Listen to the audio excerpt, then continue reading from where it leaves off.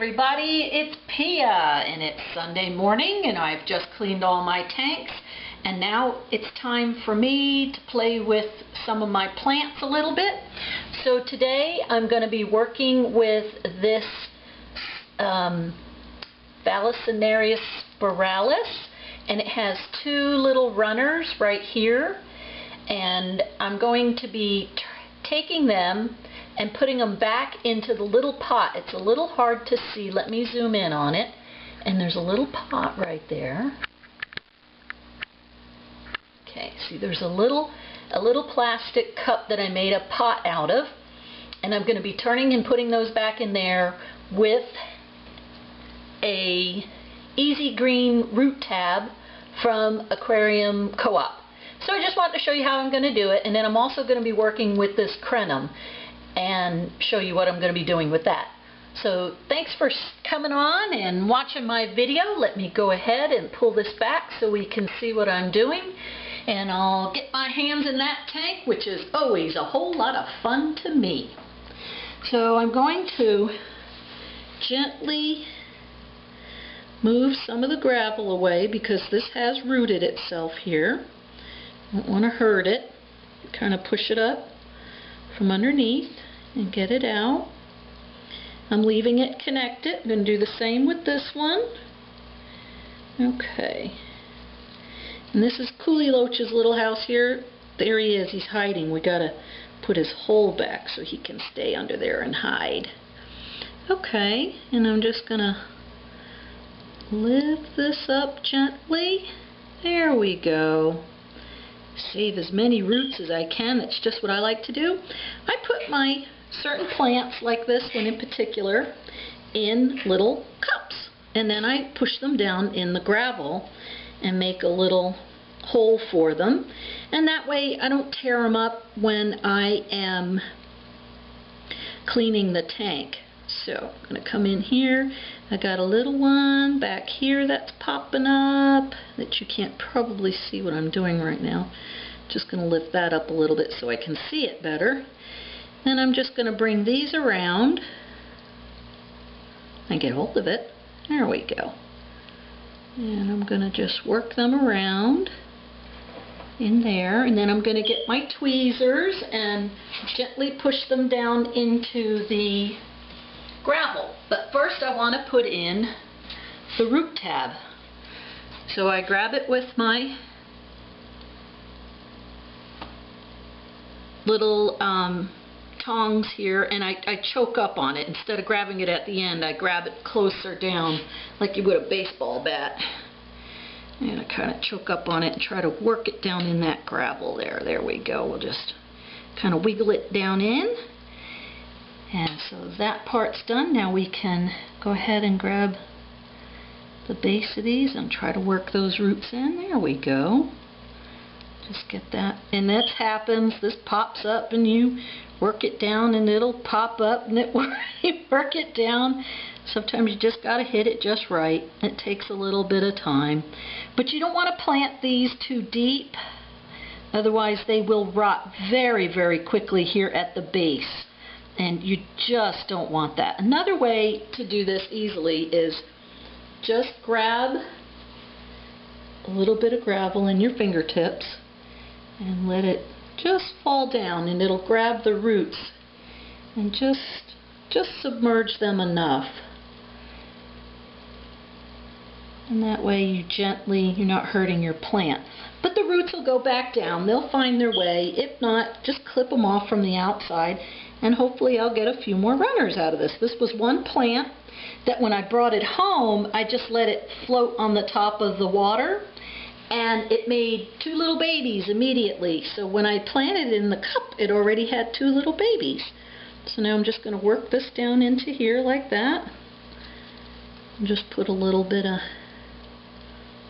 gravel back around it. Kind of neaten that back up. And there we go. So there. So it just keeps me from beating the living daylights out of my plants when I gravel back. And there's still a little bit of debris I can see in the tank. That's okay, because that's right where I moved this from. And I'm trying to keep it in the light more. But I've got plants here that I'm going to be cutting, so see, when I push these out of the way, the light is coming back to it. I'm going to drag it forward a little more. And you can do that. That's what's so great about putting your plants in a cup or a container. You can really move them around to make them the happiest that you can and still keep a gravel tank and keep it clean. So that's what I wanted to do with that, and show you how to just replant those, and they'll be happy there. And then in this crenum, I just need to add another little plant tab. So let me get that. We'll get the little plant tab out and put that in. That's one of those crenums that Corey had at Aquarium Co-op that was big and giant in the goldfish tank, and I want this to actually go into my 55, but I want it to get it started in the 29 here because it has a little stronger light on it, and I want some of these bands to come up. I want the arms to come up more and be closer to the other light. When I bought this, you can see there's this little piece here was down even with this section of wood, and now it's almost up to the top here. So that's what I try to do to see, you know, keep an eye on the growth and things that I've had. And it's exciting. I really enjoy it, watching and comparing it to like a solid item in the tank and watching the change in the growth. So this one, I think I'm just going to go ahead and try to put it in with my fingers because this is a little different gravel I have in here. It's a larger gauge, you know, gravel, and well, there, that just slipped right in real easy, and there we go, we have it. So I'm going to nestle this down into the gravel too. Since it seems to have settled itself, I can put a little more of this in. It looks like I'm going to need to. It's wanting to pull up. That's okay, we'll help it. There we go. Get that settled in there nicely, and then I can brush a little. So this is a nursery right now in here for this crenum, and it had two little babies on it. So this is the why I took this one from the store. It's because it had two little babies on it, and it's wanting to pull out. And that's what they do. So it's kind of the world of plants. That's why you can't have them with certain fish that are big bad diggers. But with my guppies and all here, they do really, really well. I need to dig out little, sorry, Mr. Cooley Loach, I'm sorry to scare you out, but I need to dig your hole a little bigger because I've been rooting around over here, and that's just not fair to you, that you don't have all your nice little hidey places. There's a million places he can hide in this tank, but he tends to like that little corner, and so I keep that specially for him. And I'll just go ahead and wipe up my glass. And now, so you can see I got my two little plants sitting there, and their work on them is done. And I don't care if the bottom of the tank gets a little wonky and stuff.